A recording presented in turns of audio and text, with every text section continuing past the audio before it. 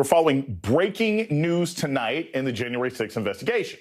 The Washington Post reports that the Justice Department is looking into the former president's actions as part of a criminal probe, according to 4 people familiar.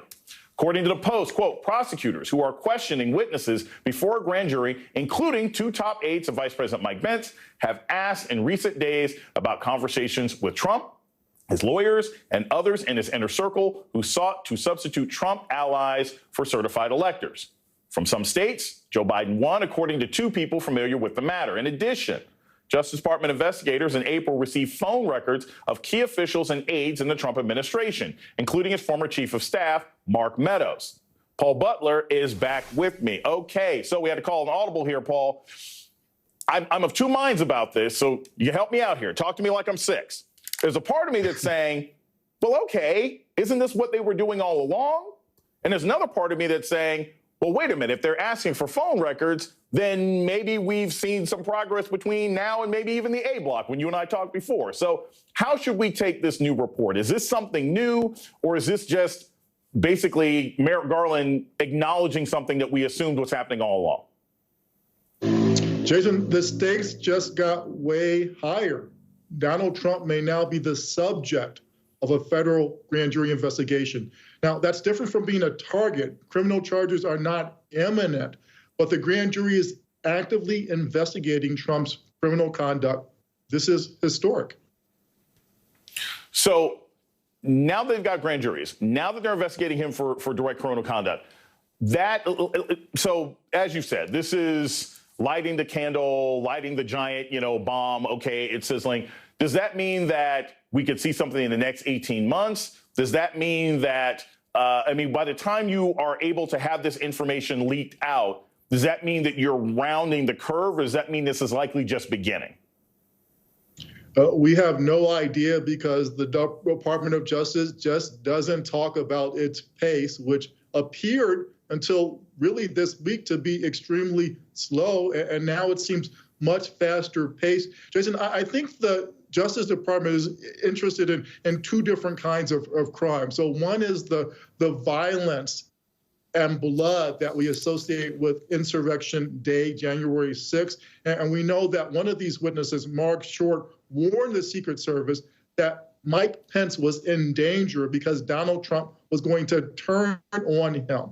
So think of crimes like sedition and incitement that these new witnesses are being questioned on. But both these witnesses were also at that wacko meeting at the Oval Office where Trump leaned hard on Pence to stop the vote certification. And that raises crimes like conspiracy to defraud the United States, conspiracy to impede congressional investigation. So I think this is encouraging news for people who want Trump to be brought to justice.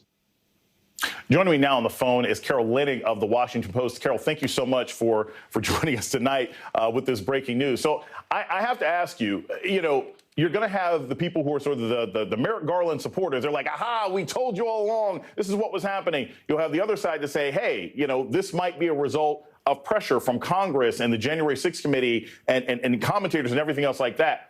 Where would you place this breaking news? Is this a reflection of pressure? Is the DOJ saying, yeah, hey, everybody, get off our back, we're doing this? Or is this a reflection of, sort of the ongoing process and we should have trusted Merrick Garland all along? I like to deal in facts, and the facts that we discovered, my great colleagues and I at the Washington Post, are as follows. That starting relatively slowly, the Department of Justice began eyeing Team Trump and eyeing Trump himself and his actions. And when I say slowly, remember, January 6th and the effort to overturn the election results of 2020 began in November of 2020 and continued to January 2021. And the first sign we can discover of the Justice Department really swinging their microscope towards Team Trump is at the beginning in the first months of this year. What we also know, though, is the January 6th committee hearings definitely accelerated some things, but it wasn't the reason that the Justice Department began looking at Team Trump. They sought and obtained in late April phone records for many Trump White House officials, going all the way up to former Chief of Staff Mark Meadows. And so even in April, before any hearings had begun, here the Justice Department was sifting through key communications to piece together the roadmap of how Trump's allies were using the levers of power, manipulating them to fraudulently claim the election was rigged and block, what has been a wonderful tradition in our democracy, and that's the peaceful transfer of power. So, Carol, what we had been getting all along sort of publicly was that the DOJ was working their way up, right? They were going to start with Michael and get their way all the way up to Tony Soprano. Do you think that what we're finding out today in this breaking news, is it a result of prosecuting the low-level people, the Ali Alexanders, the actual insurrectionists on the ground? Is that what led to this? Or do you think that this investigation and calling for phone records was already something that was going to occur regardless? I think there are two tracks here, and it's such a good question that you ask, because this is not your typical Department of Justice investigation from what my colleagues and I have been able to discern. It didn't start with Michael and move up to Mr. Corleone. I make that joke, but that is the typical drug cartel investigation. That is the typical major white-collar conspiracy investigation or corporate and public corruption investigation. And that doesn't appear the case here. The two tracks were the Department of Justice put all of their energies early on in the days after January 6th into investigating and prosecuting the rioters that stormed the beaches at Normandy, right? Stormed the Capitol. But it was only later that they began really looking at the conspiracy that many critics of the Department of Justice say they feel happened right in front of their face. And that was President Trump and his allies perpetrating a fraudulent agreement, in their view, I stress in their view, to push the big lie, to try to block Vice President Pence from certifying the election.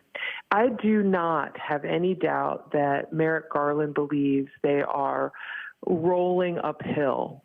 And maybe there is a progression that will get to that stage. But right now, it's a much more broader net that is trying to gather everything about Team Trump and piece together what potential crimes may have occurred, including, the most serious one, seditious conspiracy to obstruct a government proceeding, and that is the certification of the election, the certification of the victory of Joe Biden. Well, look, if they're rolling it up that hill, hopefully they'll be running it up that hill sometime soon, because this is the kind of breaking news that leads people to believe that a prosecution should be imminent. Paul Butler and Carol Lenning, thank you so much for joining us tonight on The Readout, talking about breaking news.